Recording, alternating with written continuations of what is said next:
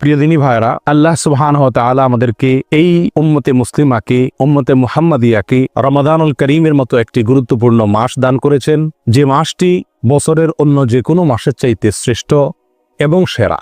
আর আমাদেরকে ঈমানদার অবস্থায়, জীবিত অবস্থায়, সুস্থ সবল অবস্থায় এই রমাদানুল করিমকে স্বাগতম জানানোর তৌফিক দিয়েছেন। সেজন্য আমরা আল্লাহ তাআলার দরবারে শুকরিয়া জানাই, আলহামদুলিল্লাহ। প্রিয় দিনী ভাইরা, আজ আমরা আলোচনা করব রমাদানুল করিমের গুরুত্ব, ফজিলত এবং সিয়াম তথা রোজা পালনের গুরুত্ব এবং ফজিলত প্রসঙ্গে। আল্লাহ সুবহানাহু ওয়া তাআলার পক্ষ থেকে মুসলিম মিল্লাতের উপরে যত অনুগ্রহ এবং দান তিনি দান করেছেন, সমস্ত অনুগ্রহ এবং দানের মধ্য থেকে সবচেয়ে বড় নেয়ামত হলো কোরআনুল করিম। এই কোরআনে করিম এটি মুসলিম মিল্লাতের সবচেয়ে বড় সম্পদ, মুসলিম মিল্লাতের গর্বের ধন। এই কোরআনুল করিম আল্লাহ সুবহানাহু ওয়া তাআলা এর মাধ্যমে